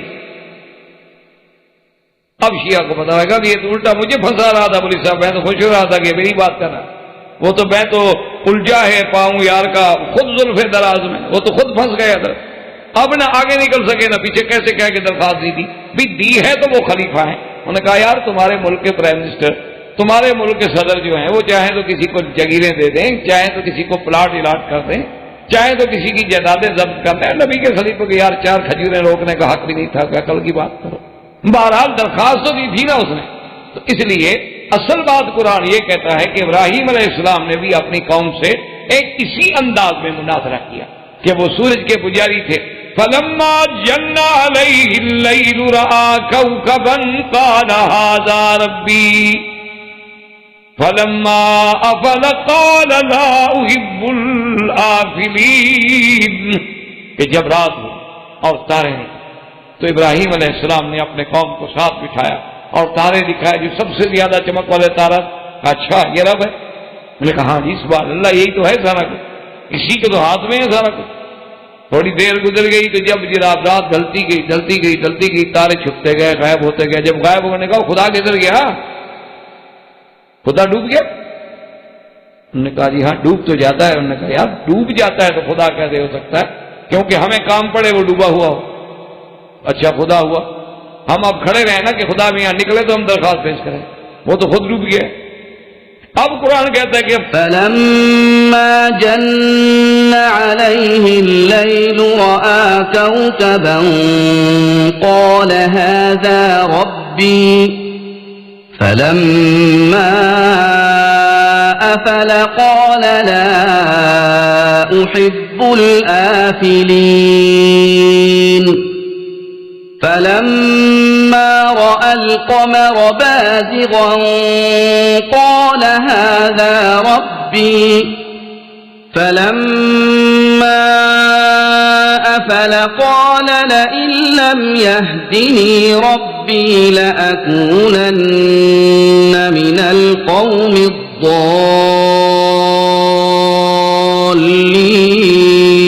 الضالين۔ اب رات ہوئی، چاند، تو حضرت ابراہیم علیہ السلام نے فرمایا اچھا یہ رب؟ نے کہا یہ رب ہے، یہ تو بالکل پکا رب ہے، دیکھا ساری دنیا کو روشنی دے رہا۔ اب جب چھپ گیا فرمایا کہاں گیا وہ رب؟ اگر مجھے میرا رب ہدایت نہ دیتا تو میں بھی تمہاری طرح اس کو رب سمجھتا۔ فلما رأى الشمس بازغة قال هذا ربي هذا أكبر فلما أفلت قال يا قوم إني بريء مما تشركون۔ اب جناب جب دن ہوا اور سورج نکلا، سورج پوری آب و تاب کے ساتھ جب نکلا اور آپ نے دیکھا فرمایا اچھا مانا یہ ہے کہ یہ تو پھر سب سے بڑا خدا ہوا نا، تارے سے بھی، زہرہ سے بھی، چاند سے بھی۔ انہوں نے کہا ہاں یہ تو اب جب شام ہونے لگی تو حضرت سورج صاحب بھی ڈوبنے لگ گئے، پیلے ہو گئے، رنگ بگڑ گیا، اب غروب ہو رہا ہے۔ جب گئے تو انہوں نے فرمایا کہ کیا کہہ رہے ہیں یہ ہے تمہارے خدا؟ انی بریء مما تشرکون، خبردار میں تم سے اور تمہارے شرک سے بری۔ تو اصل میں ابراہیم علیہ السلام نے اس انداز میں قوم کو سمجھایا تھا، اور یہ قاعدہ ہے علوم نحو میں بھی کہ جیسے ھذا ربی ھذا اکبر، یہاں حمزہ استفہام مقدر ہوتا ہے، اھذا ربی اھذا اکبر، یعنی بطور سوالی اچھا یہ خدا ہے، اچھا یہ خدا، یہ بڑا خدا ہے، تو یہ بطور استفہام ہے۔ یہ نہیں کہ ابراہیم علیہ السلام پہلے ستاروں کو مانتے تھے، ان کو خدا سمجھتے تھے، پھر اللہ میاں نے سمجھ دی اور پھر آہستہ آہستہ آہستہ آہستہ بت پرستی سے تدریجی طور پر نکلتے آئے نا۔ اللہ کے پیغمبر جو ہیں، اللہ کے نبی کی تو شان بڑی ہے، میرے مدنی کے تو صحابہ سیدنا صدیق، سیدنا علی رضوان اللہ علیہ اجمعین نے کفر کے زمانے میں بھی کبھی بت کو سجدہ نہیں کیا۔ تو جب اللہ نے انبیاء کے صحابہ کو معبود رکھا ہے تو اللہ اپنے نبیوں کو کیسے اس میں مبتلا کر سکتے ہیں کہ وہ زندگی کے کچھ حصے میں تو ستاروں کی پوجا کرتے رہیں اور بعد میں ٹھیک ہو جائیں۔ تو لہذا یاد رکھیں اصل بات یہ تھی کہ قوم حران میں جو تھی ان کا عبادت کا تعلق تھا نجوم سے، اور بابل میں جو تھے ان کا تعلق تھا بت پرستی تھے، وہ صنم پرست تھے۔ اب ابراہیم علیہ السلام نے ان کو بھی سمجھانے کی کوشش کی، ان کو بھی نصیحت فرمائی، ان کو بھی ہدایت کی، اور بڑا جس کے بارے میں ہم نے قرآن پاک میں ابھی یہ آیت مبارک تلاوت کی ہے کہ اللہ پاک نے خود قرآن میں اس کو ذکر کیا کہ اذ قال لأبيه يا أبت لم تعبد ما لا يسمع ولا يبصر ولا يغني عنك شيئا، کہ ابا جان آپ کیوں ایسی چیزوں کی عبادت کر رہے ہیں جو سنتے نہیں، دیکھتے نہیں، کوئی فائدہ نہیں پہنچاتے؟ وہ کھڑے ہیں پڑے ہیں، جو باپو تو بنتے خدا سے بڑے ہیں، یہ اچھی دیوی دیوتا تم نے بنا رکھے ہیں، میرا ابا یہ کیا کر رہے ہیں؟ یا ابت انی قد جاءنی من العلم ما لم یأتک فاتبعنی اہدک صراطا سویا، ابا جان اللہ نے مجھے جو علم نبوت دیا ہے جو تمہارے پاس نہیں ہے، مہربانی کریں آپ میرے ساتھ چلیں، آپ میری اتباع کریں، میں آپ کو صراط مستقیم پہ لے جاؤں۔ اگر آپ نے ایسا نہ کیا مجھے ڈر ہے کہ رحمان کا عذاب آپ کو نہ پکڑ لے۔ لیکن آپ کے ابا کو بھی بات سمجھنا، غصے میں آ گئے، انہوں نے کہا کہ دیکھو ابراہیم اگر تم اپنی ان باتوں سے باز نہ آئے نا لَأَرْجُمَنَّكَ وَهْجُرْنِي مَلِيًّا، میں تو تمہیں ماروں گا۔ بعض علماء نے کہا کہ زبانی طور، بعض نے کہا کہ نہیں میں تمہیں پتھروں سے ماروں گا، رجم کروں۔ حضرت ابراہیم علیہ السلام نے کہا قال سلام علیک، اچھا ابا مارو نہیں، میری طرف سے تو تم مطمئن رہو، میں تو تمہیں کوئی تکلیف نہیں پہنچ، لیکن اب آپ کا اور میرا رہنا جو ہے مل کے گزارا نہیں ہو۔ سأستغفر لك ربی انه كان بی حفیا، میں اپنے پروردگار سے آپ کے لیے بخشش مانگوں گا، مجھے یقین ہے کہ میرا رب جو ہے میرے ساتھ مہربانی کریں گے۔ وَأَعْتَزِلُكُمْ وَمَا تَدْعُونَ مِن دُونِ اللَّهِ وَأَدْعُو رَبِّي عَسَىٰ أَلَّا أَكُونَ بِدُعَاءِ رَبِّي شَقِيًّا، میں تمہیں بھی اور تمہارے ان بتوں کو بھی چھوڑ۔ اور اسی طرح اب دیکھیں کہ جب قوم یہ بھی نہ سمجھی، ساری قوم نہ سمجھی، بات نہ سمجھا، تو ایک دن ابراہیم علیہ السلام نے کہا کہ اچھا یہ اس طرح تو نہیں سمجھ، تَاللَّهِ لَأَكِيدَنَّ أَصْنَامَكُمْ، انہوں نے کہا اچھا مجھے بھی اللہ کی قسم ہے میں بھی تمہارے خداؤں کو ٹکروں گا، ابھی تم ایسے نہیں مانتے ہو نا، کیونکہ لاتوں کے بھوت جو ہیں وہ باتوں سے نہیں۔ تو ابراہیم علیہ السلام نے بھی دل میں ایک فیصلہ کر لیا کہ ان کو مسئلہ بھی سمجھانا ہے، اور اب جب یہ بات سے نہیں سمجھتے تو پھر ڈنڈے سے سمجھاؤ، کیا کریں؟ جو آدمی کتاب سے نہ سمجھے اس کا علاج پھر ڈنڈا ہی ہوتا ہے۔ تو حضرت ابراہیم علیہ السلام نے دل میں فیصلہ کر دیا، اور ایک عید ہوتی تھی ان کی، وہ عید مناتے تھے، عید پہ جاتے تھے، باہر نکل کے بڑے میلے چلے رکھتے تھے۔ ابراہیم علیہ السلام کے پاس بھی آ گیا کہ جناب چلیں عید ہے ہماری، تو آپ نے یوں نظر ڈالی، کیونکہ وہ بت پرست بھی تھے، ان میں سورج پرست اور ستارے پرست بھی تھے۔ فَنَظَرَ نَظْرَةً فِي النُّجُومِ فَقَالَ إِنِّي سَقِيمٌ، اس نے جب نظر نے کہا جی میں تو نہیں جا سکتا، میں تو بیمار۔ انہوں نے کہا اچھا تمہاری مرضی بھی، ہم تو چاہتے تھے کہ ہمارے ساتھ آپ چلیں، ذرا آپ بھی خوشی میں شریک ہوں، آپ بھی دیکھو نا ساری زندگی یہاں گھر میں بیٹھے رہتے ہو، بس ہم سے لڑتے رہتے ہو، بات چلو گے، ذرا کھلی ہوا ہوگی، پکنک شکنک ہوگی، یہ ہوگا وہ۔ انہوں نے کہا بس دیکھو نا میں بیمار ہوں، بیمار آدمی نے کیا جانا تم سے، وہ چلے۔ اب اللہ کا قرآن خود اس واقعے کو بیان فرماتا ہے کہ جب تسلی ہو گئی کہ سارے تو عید پہ چلے گئے، فراغ الی آلہتہم، اب خفیہ طریقے سے ابراہیم علیہ السلام ان کے مندر میں، وہ جو بڑا مندر تھا نا، اندر آئے تو دیکھا کہ بڑا عجیب منظر ہے، عظیم مندر ہے، اور دیوی دیوتا بڑے چھوٹے درمیانے، کوئی 4 سر والا، کوئی 2 سر والا، کوئی 4 ٹانگوں والا، کوئی 8 ٹانگوں والا، کوئی 2 ہاتھوں والا، اور جناب آگے مٹھائیاں اور کھانے اور حلوے اور بڑی بڑی عجیب نعمتیں اللہ کی سب لگے ہوئے ہیں، چنے ہوئے ہیں، اور وہ دیوی دیوتا کھڑے۔ ابراہیم علیہ السلام جب آگے آئے کہا الا تاکلون، کھاتے کیوں نہیں؟ تمہارے سامنے اتنا بڑا مالجے پڑا ہوا ہے، کھاؤ۔ اب کیا کھائے بھائی، پتھر کیسے کھائے؟ بالکم لا تنطقون، اچھا چلو بولو تو صحیح، بتاؤ صحیح کو میدا خراب ہے تمہارا، بدہضمی ہے، کیوں نہیں کھاتے ہو؟ اتنی بڑی چیزیں رکھی ہوئی ہیں سامنے۔ آپ جناب وہ کیا بولے، پتھر کیا بولتا ہے؟ یہ تو آدمی کے اپنے تخیلات ہوتے ہیں نا کہ جی ہاں بھگوان اور بھگوان اور بھگوان اور بھگوان فلان فلان فلان، اور حقیقت کیا ہے وہ جانتے ہیں کہ وہ پتھر ہے جو ہم نے باہر سے خود اٹھایا رکھ دیا. بس اللہ تبارک و تعالیٰ جب ناراض ہوتے ہیں نا عقل مانتے ہیں. یہ محرم کے دن ہے نا، آپ ہندوستان میں، پاکستان میں، بنگلہ دیش میں جا کے دیکھیں او کیسے ماتم ہو رہے ہیں اور کیسے جناب انگاروں پہ چل رہے ہیں، آگ پہ چل کے ماتم کر رہے ہیں. حسین بازی ہو رہا ہے بندہ تک. اچھا اس کے علاوہ پھر آپ دیکھیں جناب حسین، حضرت امام حسین کا روزہ اٹھائے، اور پھر کیا ہے جناب گھوڑا نکالا ہوا. یہ کیا ہے جی؟ یہ کہتے ہیں دلدل شریف. اس پہ کپڑے ڈالے ہوئے ہیں اور پھر اس پہ رنگ ڈالا ہوا ہے، اس پہ تیروں کے نشان ہیں. وہ منظر کشی ڈرامہ ہو رہا ہے کہ حضرت حسین جس گھوڑے پہ تھے اور گھوڑے کو تیر لگے اور گھوڑا کیسے بھاگا وہاں سے. وہ بدبختو، اگر جو گھوڑا حسین کو گرا کے کربلا میں بھاگ کے تمہارے پاس آ گیا، اس کو مارو گے، اس کو چومو. جو حضرت حسین کے گرانے کا باعث بنا، آپ کو مروانے کا ایسا بے وفا گھوڑا کہ مسائی کو شہید کرا کے تمہارے پاس پہنچ گیا. اچھا پھر ہر شہر میں نیا گھوڑا ہے، تو حضرت حسین والا کون سا ہے؟ اور پھر تاریخ اٹھا کے دیکھیں کہ حضرت حسین کا سفر ہی اونٹوں پہ ہے، گھوڑے پہ ہے ہی نہیں. اب اس کا کیا علاج ہے کون؟ اچھا پھر عورتیں کھڑی ہیں اسی گھوڑے کو، وہ کل تک ٹانگے میں تھا، آج ہاتھ لگا کے چوم رہی ہیں، مانگ رہی ہیں میرا بچہ نہیں ہوتا، گھوڑا صحیح بچہ. اس کا کیا علاج ہے جی آپ بتائیں؟ ہم کہتے ہیں ہندو تو پاگل ہے، چلو اس کو چھوڑو. مسلمانوں کا کیا حال؟ مسلمان کیا کرتا ہے؟ کلمہ پڑھنے والا نبی کا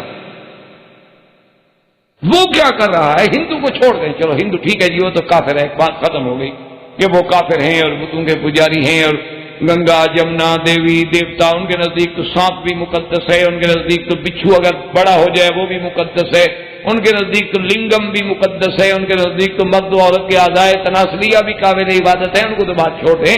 سوال یہ ہے کہ ہم کیا کر رہے ہیں؟ ہم کلمہ پڑھنے والی امت کیا کر رہے ہیں؟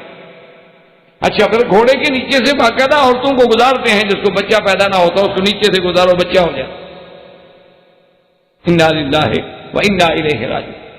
تو اس لیے ابراہیم علیہ السلام جب آئے تو انہوں نے فرمایا کہ ما لکم لا تنطقون، کیوں نہیں بولتے ہو؟ اب کیا بولوں بھائی، کیوں نہیں کھاتے ہو کچھ نہیں؟ ابراہیم علیہ السلام نے اٹھایا جناب کلہاڑا، اور اس کے بعد ٹکڑے ٹکڑے، قرآن خود کہتے فجعلہم جزازا، ٹکڑے ٹکڑے کر الا کبیرا، ان کا جو بڑا تھا ان کو چھوڑ دیا، باقی سب کو اڑا دیا. اور ایک روایت میں ہے کہ بڑے کا بھی ایک بازو کاٹ دیا اور دوسرے بازو پہ یوں کلہاڑا اڑا کے رکھ کے حضرت آ گئے. اب جناب ابراہیم علیہ السلام جب اس سے نکل آئے اور قوم میلے شیلے کر کے خوشیاں منا کے عیدیں کھا کے واپس آئی کہ چلو جی اپنے مندروں میں جائیں اور اپنے خداؤں کا جا کے سجدہ کریں، شکر ادا کریں، بھی عید خیریت سے گزر گئی، ہماری خوشی خیریت سے ہو گئی، ہم خیریت کے ساتھ اپنے گھر میں واپس آ گئے. اب جناب جب مندر میں گئے آگے جائیں تو خدا کا تو یہ حال ہے، کسی کی گردن نہیں، کسی کی آنکھ نہیں، کسی کی ٹانگ نہیں، کسی کی دونوں ٹانگیں نہیں ہیں، ٹوٹے ٹوٹے ہوا پڑا ہے. انہوں نے کہا یہ تو غضب ہو گیا. اب جناب بیٹھی ہے مخلوق رو رہی ہے جی خدا ٹوٹ گیا. مخلوق خدا کو رو رہی ہے. نہ آپ اس پہ ہنسیں گے، لیکن آپ بھی تو اپنے لوگوں سے پوچھیں نا کہ جن کو ہم خود دفن کرتے ہیں پھر ان کو حاجت روا جو ہم مان رہے ہیں، تو ہمارا ان کا کیا فرق ہے آپ کا؟ ہم نے بھی تو خود مزاریں بنائی ہیں نا، ہم نے بھی تو قبروں پہ خود روزے بنائے ہیں، ہم نے بھی تو خود گنبد بنائے ہیں، ہم نے تو ان پہ خود دروازے لگائے، ہم نے بھی تو خود غلاف ڈالے ہیں. اور ہمیں یہ بھی یقین ہے کہ حضرت وفات ہو گئی، جنازہ ہوا، دفن ہوئے، لیکن ہم کہتے ہیں مشکل کشا ہماری مشکل حل کرو. تو ان میں اور ہم میں فرق کیا ہے؟ صرف فرق اتنا ہے کہ وہ بت تھے، وہ بھی بت نہیں تھے، وہ بھی کسی کی تصویریں تھیں، وہ بھی کسی کی تمثیلیں تھیں. تو خیر جناب جب دیکھا تو انہوں نے کہا کہ ایسا کیسے ہو سکتا ہے، کون کر سکتا ہے؟ قالوا سمعنا فتى يذكرهم يقال له ابراہیم قالوا فأتوا به على أعين الناس لعلهم يشهدون. کہنے لگے معلوم یہ ہوتا ہے کہ وہ نوجوان جس کا نام ابراہیم ہے یہ اسی کی دہشت گردی ہے. آج بھی کوئی خدا کا نام لے تو وہی دہشت گرد ہے. داڑھی والا، آپ ایمان سے کیا مجال ہے بغیر داڑھی والے کو کوئی ہاتھ لگا؟ سوٹ پہننے والے کو مجا لیں کوئی ہاتھ لگا، وہ جانتے ہیں ہماری طرح عورتیں ہیں، مرد تھوڑے ہیں، لیکن جس کی داڑھی دیکھیں گے اسی کو مرد سمجھیں گے، ہاں یہ کون ہے، کہاں سے آیا ہے، نام کیا ہے اس کا، پاسپورٹ الٹو پلٹو، اندر باہر سے دیکھو اندر کوئی بلا تو نہیں ہے۔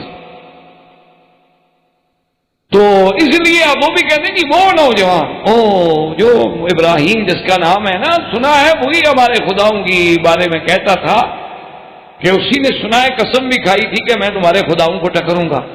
معلوم ہوتا ہے کہ اسی کا کام ایسا کرو، اس کو پکڑ کے لے آؤ، سب لوگوں کے سامنے پوچھتے ہیں تاکہ کوئی گواہی بنے، شہادت بنے، اسے بدلہ لیں۔ اب جناب سارے کے سارے بھاگ رہے ہیں ایک آدمی کو پکڑنے کے لیے، پورا کفر کرتا۔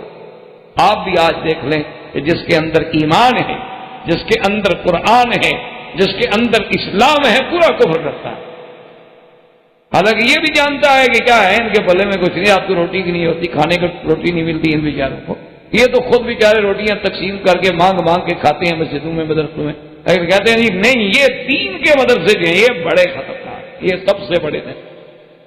انا للہ و انا الیہ راجعون۔ اصل کچھ نہیں، اصل اسلام ڈراتا ہے۔ تو جن لوگوں میں ایمان و اسلام زیادہ ہے اس سے زیادہ ڈر ہے، جن میں کم ہے اس سے کم ڈر ہے، جن میں اور کم ہے اس سے اور کم ڈر ہے، سیدھی سی بات ہے۔ تو ابراہیم علیہ السلام کے بعد ساری قوم اکٹھی ہو کے آگے اکٹھی ہو گئی جناب۔ قالوا من فعل، اس کے بعد کہنے لگے قالوا انت فعلت هذا بآلهتنا یا ابراہیم، کہنے لگے ابراہیم علیہ السلام تم نے کیا ہمارے خداؤں کے ساتھ یہ شرک۔ اب دیکھیں یہ ہے ایمان کی ساری دنیا مخالف ہے، باپ مخالف ہے، بیٹا گھر والے مخالف ہیں، ماں مخالف ہے، وقت کا بادشاہ مخالف ہے، اکیلا ابراہیم ہے، جوانی کا عالم ہے، اور بعض کتابوں میں آتا ہے آپ کی عمر بھی 16 سال کی، 16 سال کی صرف عمر، یعنی عین شباب ہے۔ تو بڑے آرام سے کہتے قال بل فعله كبيرهم هذا فاسألوهم ان كانوا ينطقون۔ آپ نے فرمایا ظالمو میں نے، ان کے بڑے نے، ان کا جو بڑا ہے نا اسی نے کیا ہے، میری بات نہیں مانتے، پوچھ لو ان سے جا کے۔ اور جن کو چوٹ لگی ہے وہ اتنے پاگل ہیں، بتاتے نہیں کیسے ڈنڈا مارا ہے ہمیں، جا کے پوچھو، فسالو پوچھو۔ فرجعوا الى انفسهم، اب جناب ساری چیز ڈال کے غور کرنے لگے، یار ہم بھی بڑے بیوقوف ہیں، ان سے پوچھ کے ہی آتے، ہم ابراہیم کو پکڑنے تو دوڑ پڑے، لیکن اپنے خداؤں کو تو ہم نے واقعی پوچھا ہی نہیں کہ تمہیں مارا کس نے۔ یہ واقعی ہم سے بڑی غلطی ہوئی، ہم نے ظلم کیا ہے یار، پہلے ہمیں مدعی سے تو پوچھنا چاہیے نا، جو زخمی ہے، مجروح ہے، مار کھا کے پڑا ہوا ہے بیچارہ، FIR تو اسی کی طرف سے کاٹی جائے گی نا، اس سے تو ہم پوچھیں گے تمہیں کس نے مارا۔ نے کہا ہاں یہ بات باقی ہم نے غلطی کی۔ جب چلنے لگے نے کہا بے وقوف پاگل آدمی کدھر جا رہے ہیں، نے کہا پوچھنے جا رہے ہیں کہ تمہیں مارا کس نے، کہا پاگلوں بولتے ہیں، پوچھنے جو جا رہے ہیں وہ بولتے ہیں۔ نے کہا ہاں یہ بات بھی ٹھیک ہے بولتے تھے، یہ بات بھی آپ ٹھیک کہتے ہیں کہ بولتے تھے۔ تو نے کہا اب کیا، انہوں نے کہا ہاں دیکھو یہ ساری ابراہیم علیہ السلام کی چلا، ایک تو ہمارے خداؤں کو مار دیا اور پھر ہمیں بے وقوف بنا کے کہتا ہے ان سے پوچھو، بھلا وہ بولتے ہیں، وہ تو بولتے ہی نہیں، پوچھیں کیسے ہم، دیکھو ہمیں بے وقوف بھی بناتا ہے، ہمارے خداؤں کو بھی مارتا ہے اور ہمیں بے وقوف بھی بناتا ہے۔ اور ابراہیم علیہ السلام نے تو یہ سارا مجمع اسی لیے تو لگایا تھا کہ آج مجھے اللہ کی توحید پیش کرنے کا موقع ملا، اسی لیے تو انہوں نے یہ بات قبول کی تھی کہ کسی طرح یہ ظالم کٹھے تو ہوں، میری بات تو سنیں۔ اب جناب جب سب کٹھے ہو گئے تو انہوں نے کہا کہ ابراہیم علیہ السلام ہم ان سے کیسے پوچھیں، یہ تو بولتے نہیں ہیں، چلتے نہیں ہیں، اٹھتے نہیں ہیں، یہ کیسے بتا سکتے۔ سیدنا ابراہیم جلال میں فرمایا اف لکم ولما تعبدون من دون اللہ افلا تعقلون، فرمایا ہے تم پر، اف ہے تم پہ، تف ہے تم پہ اور تمہارے ان خداؤں پہ، وہ ظالموں جو یہ نہیں بتا سکتے کہ مجھے کس نے مارا ہے، تمہارے وہ خدا کیسے بن سکتے، وہ تمہاری آگے سفارشی کیسے بن سکتے ہیں، وہ تمہارے حاجت روا کیسے بن سکتے ہیں، تو معلوم ہوتا ہے تم عقل سے فارغ ہو۔ اب ناکام ہو گئے، کیا مقابلہ کریں۔ اس کے بعد بادشاہ کو جا کے شکایت کی، کیا بینا بیٹھ گئی، ایسے معاملات میں اللہ والوں کے خلاف پوری کیبنٹ بیٹھی ہے۔ قالوا حرقوه وانصروا آلهتكم ان كنتم فاعلين، کہنے لگے اگر تم کرنا چاہتے ہو تو ایسا کرو، یہ روز روز کا مقابلہ نہیں ہو سکتا، ایک دفعہ ابراہیم علیہ السلام کو آگ لگا کے چکے میں ڈال کے آگ میں ڈال کے جلا ڈالیں تاکہ آئندہ کسی کو جرت نہ ہو کہ ہمارے خداؤں کے خلاف اقدام کر سکے. تو مفسرین نے لکھا ہے کہ انہوں نے ایک ارض سلبہ میں خشک بنجر زمین میں 1 میل ضرب 1 میل یعنی 1 مربع میل کے اندر ایک الاؤ روشن کیا, آگ ڈالی. اور عقیدت کا یہ عالم تھا کہ کسی بچہ کسی کا بیمار ہو تو منت مانتی تھی کہ میرا بچہ ٹھیک ہو جائے, میں 2 اونٹ لکڑی دوں گی ابراہیم کو جلانے کے. یعنی اندازہ کریں اس وقت بھی منتوں کا یہ عالم, جاہلوں کا یہ عالم تھا منتیں ماننا. اور اسی لیے سرکار دو عالم صلی اللہ علیہ وسلم نے فرمایا کہ اللہ نے جتنے جانور پیدا کیے, پرندے پیدا کیے, سب نے اس آگ کو بجھانے کی کوشش کی الا البزغہ, مگر یہ بزغہ جو ہے یہ کلڑی جسے آپ کہتے ہیں, یہ کان ینفخو, یہ آگ کو بڑھانے کے لیے پھونکے مارتی تھی کہ آگ بڑھ جائے. اس لیے حضور نے حکم دیا کہ اس کا قتل کرنا جو ہے وہ ضروری ہے, کہ جس کو بھی نظر آئے اس کو مار ڈالو. کہ یہ ابراہیم علیہ السلام کے آگ جلانے کے لیے آپ دیواروں پہ دیکھتے ہیں رات کو دن کو چڑھ کے پھرتی ہیں, بڑی بڑی ہوتی ہیں, چھوٹی ہوتی ہیں, تو اس کو عربی میں کہتے ہیں وزغہ. تو اس وزغہ ویسے بھی یہ بڑی گندی زہریلی بلا چیز ہے, کسی برتن سے گزر جائے, کھانے پہ گزر جائے, کھانے میں گر جائے تو یہ بڑی زہریلی اور نامراد نقصان دہ چیز ہے. تو یہ وہ جانور ہے تمام جانوروں سے کہ جس نے سیدنا ابراہیم علیہ السلام کے خلاف آگ کو بھڑکانے کی کوشش کی, باقی سب نے بجھانے کی کوشش. تو سیدنا ابراہیم علیہ السلام کو آگ میں ڈالنے کے لیے لے آئے. اب 1 مربع میل میں آگ جل رہی ہو تو قریب کون جائے بھائی, قریب جانے کی طاقت کس کو ہو؟ تو اب کیا کریں, تو ایک منجنیق بنا کے لے آئے. تو یہ سب سے پہلے منجنیق جو ایجاد ہوئی ہے تو وہ زمانے ابراہیم میں ہوئی, اور منجنیق بنانے والے کا نام تھا حیزن. اس نے یہ منجنیق بنائی تھی کہ ابراہیم علیہ السلام کو اس میں بٹھا دے, اس کو رسی باندھ دیتے ہیں اور رسی کے ساتھ ایسے جھولا جھلائیں گے اور پھر نیچے والی رسیاں جو کھینچیں گے تو الٹ کے ابراہیم علیہ السلام دور سے آگ میں جا پڑے. تو ابراہیم علیہ السلام کو اس منجنیق میں بٹھایا گیا اور آپ کا لباس اتارا گیا, آپ کو بغیر کپڑوں کے. اسی لیے سرکار تو جہاں محبوب دو عالم نے فرمایا کہ قیامت والے دن سب سے پہلے اللہ تبارک و تعالی میرے ابا ابراہیم علیہ السلام کو حلہ پہنائیں گے جنت کا. صحابہ نے پوچھا کہ یا رسول اللہ اس کی کیا وجہ ہے؟ فرمایا کہ اللہ کی توحید کے لیے سب سے پہلے کپڑے میرے ابا کے اتارے گئے, اس لیے اللہ بدلہ دیں گے قیامت والے دن کہ ساری دنیا کھڑی رہے لیکن پہلے لباس ابراہیم کو پہنایا جائے. سیدنا ابراہیم علیہ السلام منجنیق میں بٹھا دیے گئے, آگ تیار ہے, رسیاں تیار ہیں, پھینکنے والے تیار ہیں, اللہ کے فرشتے رو رہے ہیں. اللہ نے فرمایا جاؤ ملک فرشتے تمہیں اجازت ہے میرے ابراہیم کی مدد کرو. ملک الجبال آیا, پانی کا فرشتہ آیا, بادلوں کا فرشتہ آیا, ابراہیم حکم کر ابھی بارش برسا کے آگ بجھا دیتی ہیں.